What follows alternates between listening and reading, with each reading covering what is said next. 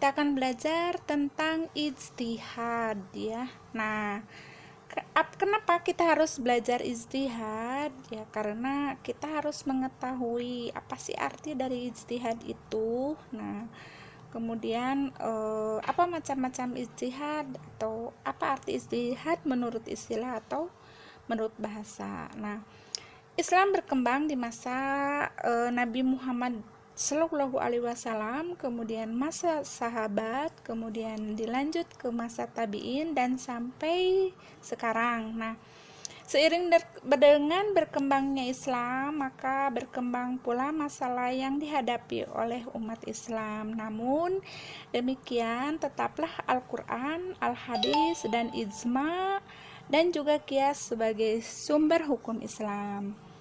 Untuk selanjutnya, yuk mari kita lihat apa sih arti atau apa pengertian dari ijtihad. Pengertian ijtihad secara bahasa berasal dari kata fi'il madhi zahada yang berasal dari kata masdarnya yaitu jahdan, artinya adalah kesungguhan atau sepenuh hati atau juga serius. Nah, sedangkan menurut istilah Imam Al-Syaukani dalam kitabnya Irsyadul Al-Fuhuli berpendapat bahwa mengerahkan kemampuan dalam memperoleh hukum syar'i yang bersifat amali melalui cara istimbat. Kemudian yang kedua yaitu pendapat Ibnu Subki ya. Ibnu Subki berpendapat bahwa ijtihad itu pengarahan kemampuan seorang faqih untuk menghasilkan dugaan kuat tentang hukum syar'i. Kemudian yang ketiganya Al-Midi berpendapat bahwa ijtihad itu pengerahan kemampuan dalam memperoleh dugaan kuat tentang suatu dari hukum syara dalam bentuk yang dirinya merasa tidak mampu berbuat lebih dari itu. Nah, dari ketiga pendapat di atas, maka kita akan simpulkan atau kita akan dari definisi di atas kita akan simpulkan atau kita akan ambil secara singkat ya. Yang pertama bahwa ijtihad adalah pengerahan daya nalar secara maksimal. Kedua, usaha ijtihad dilakukan oleh orang yang telah mencapai derajat tertentu atau yang disebut faqih. Tiga, produk yang diperoleh atau yang dihasilkan yaitu bersifat amaliyah ya. Kemudian terakhir, usaha ijtihad ditempuh melalui cara-cara istimbat. Nah, itu ya. Hukum ijtihad secara umum, hukum ijtihad itu wajib bagi seorang yang sudah mencapai tingkat faqih atau mujtahid. Nah, kemudian pendapat atau hukum berijtihad tergantung kepada kondisi mujtahid dan umat sekitarnya ya. Kemudian perkembangan ijtihad. Ijtihad berkembang mengikuti perkembangan zaman. Sebagaimana diketahui, sumber hukum pada awal permulaan Islam di masa Rasulullah yaitu Al-Quran dan As-Sunnah ya.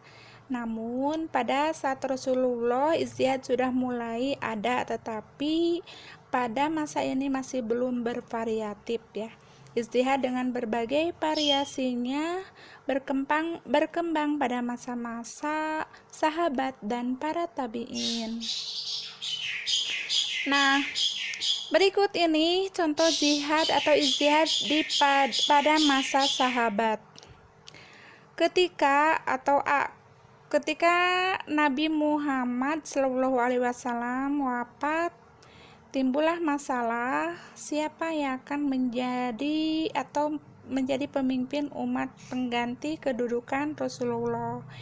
Maka terjadilah perbincangan di antara umat Islam dengan hasil terpilihnya sahabat Abu Bakar sebagai pemimpin yang disebut khalifah. Kemudian B, pada waktu Nabi Muhammad Shallallahu Alaihi Wasallam masih hidup, bahkan sampai wafatnya beliau Al-Quran masih belum terkumpul ya. Namun setelah itu, setelah Rasulullah Shallallahu Alaihi Wasallam wafat, maka terlaksananya pengumpulan Al-Quran ya, meskipun belum teratur.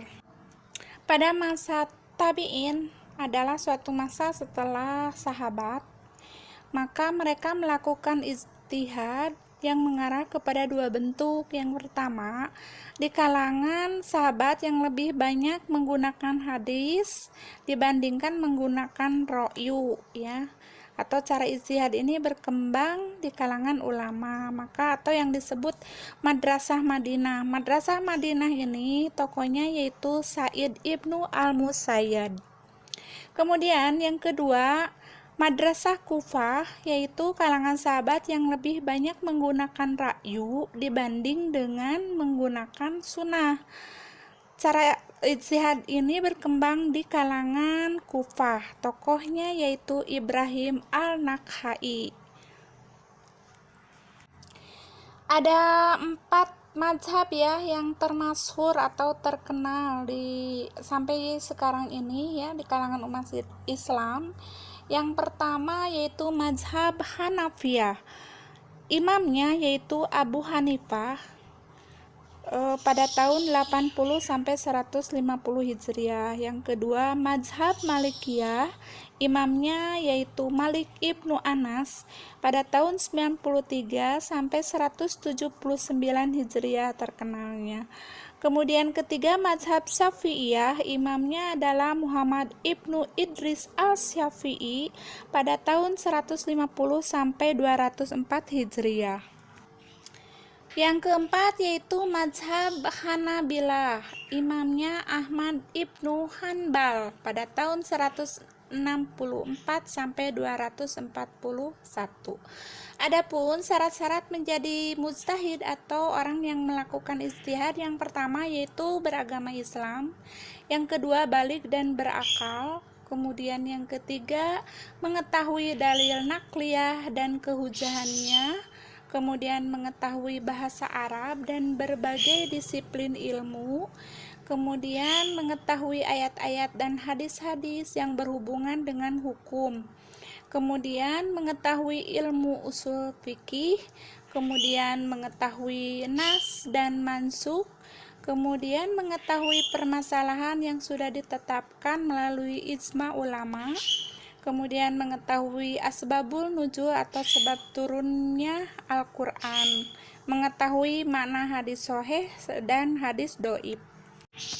Berikutnya tingkatan mujtahid. Mujtahid mutlak, yang pertama ya, mujtahid mutlak atau mujtahid mustaqil, yaitu seorang mujtahid yang mempunyai pengetahuan lengkap untuk beristimbat dengan Al-Quran dan Al-Hadis.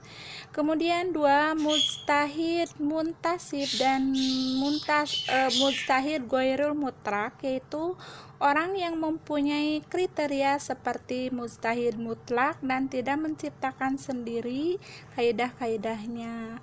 Kemudian C, mujtahid fil mazhab atau mujtahid takhrij, yaitu mujtahid yang terikat oleh mazhab imamnya. Kemudian D, mujtahid tarjih, yaitu mujtahid yang belum sampai derajatnya pada mujtahid takhrij. Nah itu ya. Tetapi menurut Imam Nabawi dalam kitab Majmu', mujtahid ini sangat faqih, hafal dan kaidah-kaidah imamnya.